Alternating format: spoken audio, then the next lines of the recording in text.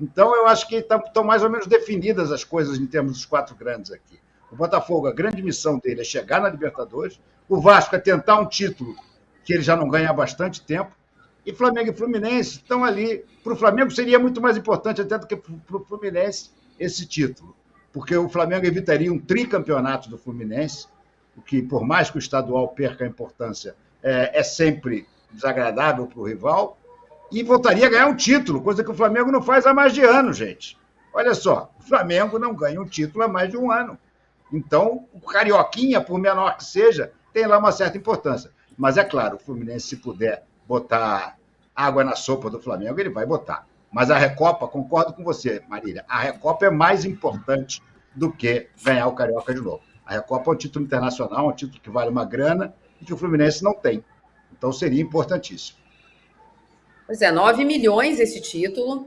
E lembrando que o Fla-Flu está entre os jogos de Recopa, que não são. É na quinta-feira da semana que vem, em Quito, primeiro jogo, LDU. Fla-Flu no domingo e a volta na outra quinta-feira, no Maracanã. Só para arredondar o assunto do Botafogo, eu vou chamar os jogos da rodada do Campeonato Carioca, mas lembrar que o adversário do Botafogo na pré-Libertadores, na primeira fase, sai hoje. A primeira fase não, na primeira perna do Botafogo. Já está rolando o pré-Libertadores. Entre Melgar, do Peru, e Aurora, da Bolívia.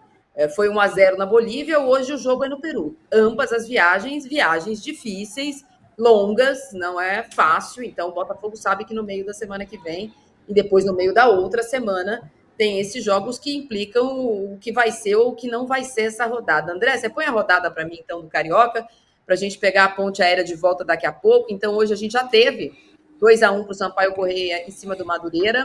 Daqui a pouco, às 19 horas, a gente tem Volta Redonda e Botafogo. Às 21h30, Fluminense e Vasco. Amanhã, né? Tem Nova Iguaçu e Boa Vista. Podemos virar a página.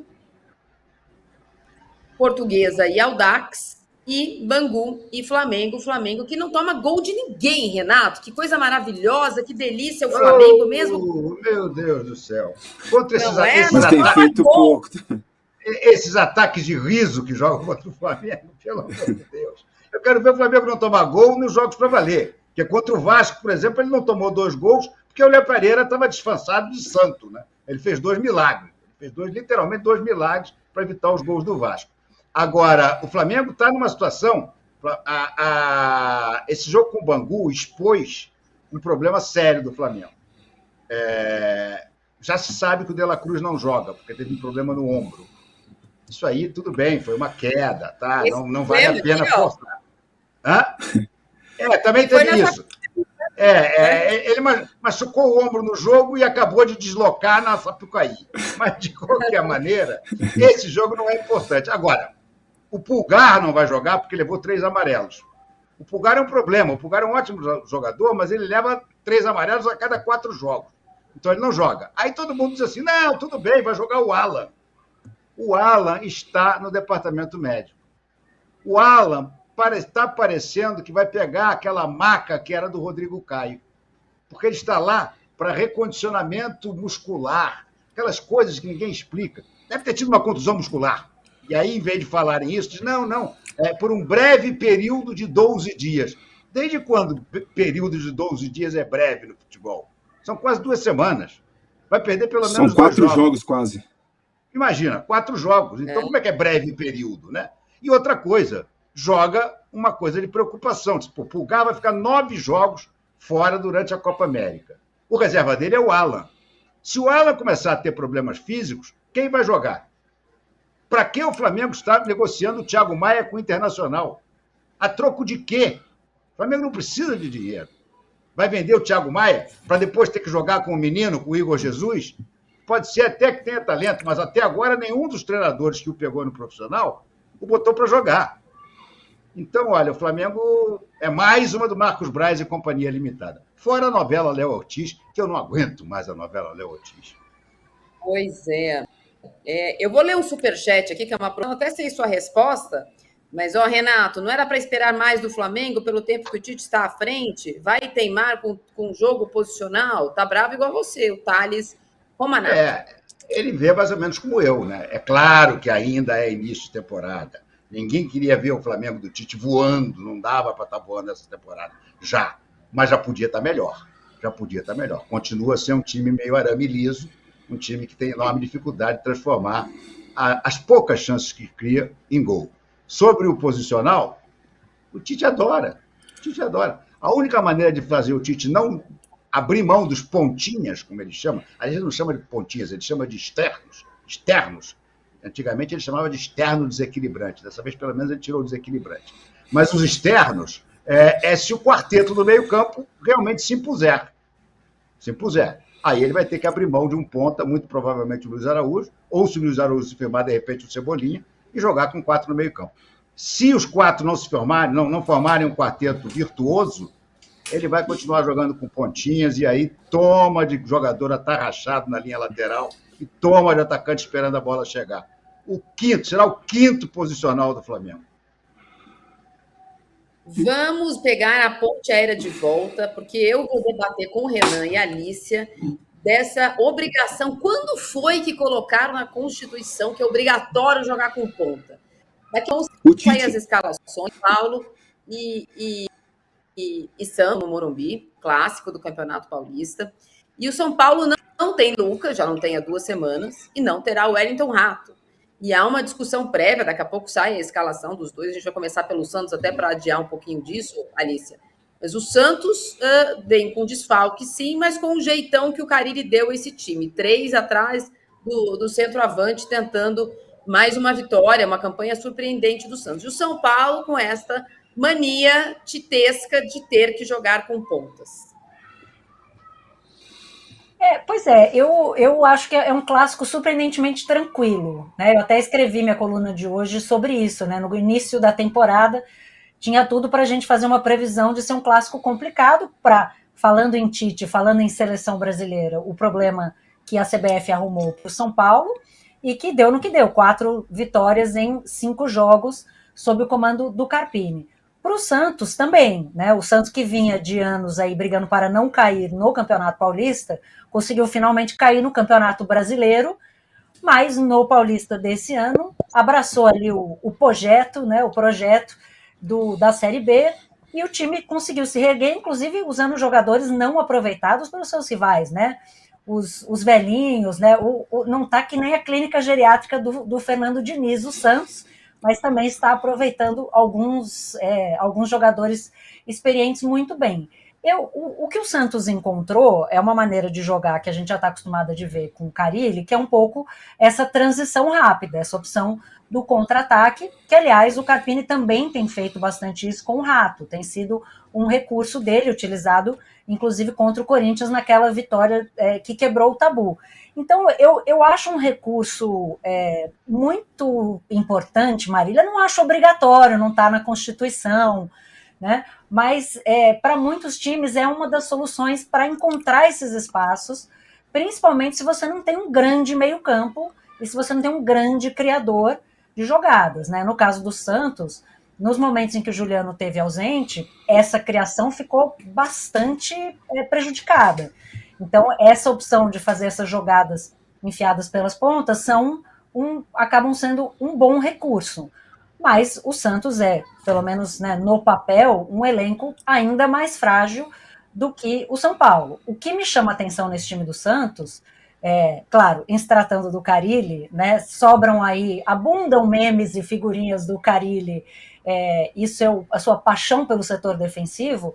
O Santos, com tudo que passou nos últimos anos, tem hoje, junto com o Palmeiras, São Paulo e Novo Horizontino, a defesa menos vazada do campeonato, só tomou 5 gols. Então, acho um fato notável e imagino que ele vai tentar segurar o São Paulo dessa forma. Mas acho que, no caso do Santos, ele está usando os recursos que tem, que certamente não são tantos quanto os do São Paulo, que sempre que precisa recorrer ao banco, consegue manter um pouco mais da sua qualidade do que acontece com o Peixe. O Renan, isso que a Alícia falou é interessante no comecinho, sobre um clássico surpreendentemente calmo, porque o nosso regulamento do Campeonato Paulista, bastante criativo, faz os times jogarem fora do seu grupo e se classificarem dentro do seu grupo. O Santos tem uma posição de classificar em primeiro muito tranquila. O segundo do grupo do Santos é o Ituano, que tem 4 pontos, seria o último em quase todos, seria o último em quase todos os grupos, só menos em um, no grupo do Santos. Ele não é o último com 4 pontos. É um time muito fraco, o Ituano, é verdade. Mas o Santos se vê numa posição hoje que ele não se via no começo do ano, que é virtualmente classificado à semifinal, porque o Santos, nas quartas de final, pega o Ituano em casa, em jogo único. Essa deve ser a configuração do grupo do Santos. E a pontuação do Santos ela vai sendo somada, então existe a grande possibilidade também do Santos fazer a semifinal em jogo único na Vila Belmiro. Se no começo do ano o Santos se preocupava só em voltar à Série A, a gente vê um Santos hoje com chances reais de chegar à final do Campeonato Paulista, e a gente está no dia 14 de fevereiro. Isso tudo se dá, Marília, eu acho que muito por causa do seu treinador, do Fábio Carille, que, como a Alicia falou, por característica, tem como privilegiar o sistema defensivo, um time sempre muito equilibrado, muito compacto, que, surpreendentemente, no último jogo, jogando com um a mais e vencendo fora de casa o Mirassol, acabou tomando um gol de bola parada, o que não é característica dos times do Fábio Carille, um time que se defende muito bem também na bola parada, então é uma coisa que surpreende. E a diretoria do Santos, que eu acho que fez ótimas contratações de jogadores mais experientes, né? Não anciãos, mas anciões mais experientes e com qualidade. Jogadores esses que poderiam estar ajudando o Corinthians, né? Giuliano, né? O Guilherme, que eu considero um externo, como diz o professor Tite, um jogador muito bom, ponta de muita qualidade, fez boa campanha, na minha opinião, ano passado pelo Fortaleza. Otero, Casares, que são muito, na minha opinião, também bons jogadores, e 2 volantes que, na minha opinião, tem sido o destaque do Campeonato Paulista, né? O João Schmidt, que há muito tempo que está fora do Brasil e jogando muito bem, comandando, de fato, o meio de campo do Santos, junto com o capitão, né, com o Pituca, que já tinha uma identificação bem forte com o Peixe. Então, isso hoje coloca o Santos, né, praticamente aí nas semifinais do Campeonato Paulista. Agora, a disputar em casa, aí depende um pouco também mas tem grande chance de disputar também as semifinais em casa. E a questão do São Paulo, a gente tem que ver a escalação que o Carpini vai colocar hoje com as ausências que tem aí, mas a questão de não colocar um jogador no meio e colocar um atacante, provavelmente no lugar do Rato, o Eric, né? É muito também por estar jogando em casa, né? Então é difícil a explicação de colocar um meio-campo, apesar de ter um ótimo meio-campo ali de fora, mas que não quer jogar, que não tem vontade de jogar, que é o Rames Rodrigues. Seria difícil a explicação de sair um atacante e colocar um volante, por exemplo, e o Luiz Gustavo ou Bobadilha jogando em casa, né? Precisando da vitória para igualar ali na tabela, chegar perto do Santos ali na tabela. Seria difícil essa explicação, né? Então, provavelmente, eu acho que deve jogar o Eric no lugar do Rato hoje. E o Galopo do outro lado, você está apostando? Eu acredito que o Galopo pelo outro lado, mas hoje tem a diferença. Quando joga o Rafinha faz muito mais um terceiro zagueiro ali pela direita. Ele é aquele lateral mais que fecha os espaços, aquele lateral construtor, como gosta de dizer também o professor Tite. O Moreira já é diferente, apesar de defender bem. Eu acho que a principal característica dele, ele tem mostrado isso nesses jogos, ele ataca muito bem, ele ataca com muita velocidade, qualidade e força. Então, aquela saída que o São Paulo normalmente faz com 3 por trás, assim, né? E o Rafinha ali fazendo do lado direito, dando mais liberdade para o Wellington do lado esquerdo, acho que hoje, se acontecer isso de fato, dá uma complicada, porque não é característica do Moreira construir o jogo e ficar por trás. Ele não, ele gosta de sempre tá passando, né? Ele coloca no volante, no ponta, por dentro e passa, né? Um jogador dessa característica. E isso também, quem sabe, o Santos possa explorar as costas, né, pela direita do São Paulo. Tem que ter muita atenção à cobertura dos volantes ali, do Pablo e do Alisson, que devem ser os 2 volantes, para a cobertura do do Moreira, que ele já tem a responsabilidade de fazer isso pelo lado esquerdo com o Wellington, mas hoje terá, sim, que ter bastante atenção também com o Moreira. É um time do Santos que gosta de ficar fechadinho e sair muito rápido nos contra-ataques e tem jogadores com essa característica. Não saíram os times, estão saindo, porque o jogo é 7h30, então daqui a pouco saem os times oficiais, mas o Renan, ele ficou sem graça de defender a classe. Então eu vou defender aqui, porque mais um jogador no meio. Você mesmo já me deu a resposta, Renan, eu debati isso muito mais cedo em outro CNPJ. Justamente porque o Moreira vai muito pelo lado direito e a ausência do Rato pode ser menos sentida, talvez ele possa colocar o Bobadilha. Foi muito bem contra o Água Santa esse trio de meio de campo.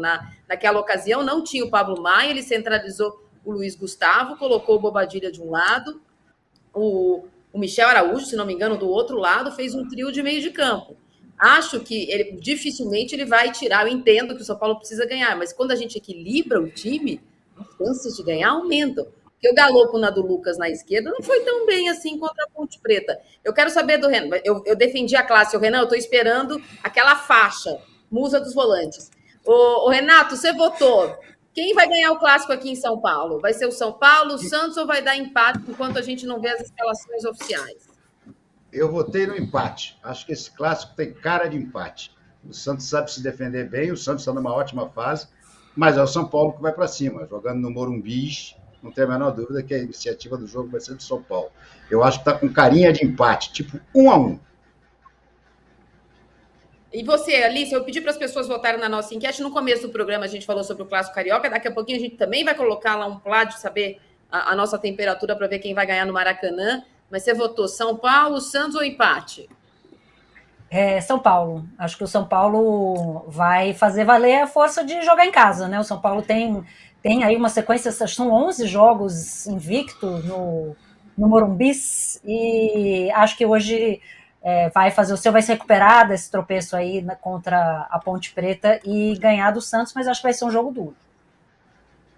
Renan, você pode votar e depois eu vou mandar um likezinho especial para o Carpini, porque saiu a escalação do São Paulo, acho que eu acertei. Vota aí. Eu acho que o São Paulo vai para cima e vai ganhar o jogo hoje. Agora, fala, por favor, a escalação, que eu fiquei curioso agora. Coloca aí, André Lucena, por favor, meu anjo da guarda. O São Paulo vai de Rafael, aí na direita, Moreira, Arboleda, Diego Costa, sempre fora da ordem, né? E o Wellington, aí no meio de campo a gente tem Pablo Maia, Alisson e Bobadilha, na frente, Luciano, Juan e Calério. Mudou um pouquinho as características, né? O Juan que movimenta mais, né? Um jogador que movimenta mais, jovem, tem bastante força. O Luciano armando, acho que é uma espécie de losango, né? O que eu acho que o Tite deveria fazer no Flamengo, e que o Dorival fez lá atrás e deu muito certo, colocando o Gabigol e o Pedro para jogar junto no ataque. Eu gosto muito dessa formação. Acredito que seja mais ou menos isso. O Pablo Maia na ponta do losango, na direita ou na esquerda, aí depende, Bobadilha e Alisson fechando esse losango, o Luciano na armação, e na frente o Caleri mais enfiado mesmo, né, como centroavante, como é característica dele, e o Alisson, o Juan com liberdade de movimentação, e na hora que não tiver a posse de bola é muito simples, é você fechar os espaços, né, dos lados do losango, e fechando os lados, o que o Flamengo fazia muito bem, com Everton Ribeiro, né, de um lado, quem que jogava do outro, que eu não lembro. Gerson do outro. Exato, o Thiago Maia fazia a cabeça da área ali, o Arrascaeta armando, né? Eu acho que o São Paulo coloca aí uma boa formação, povoando o meio de campo, dando qualidade para o meio de campo,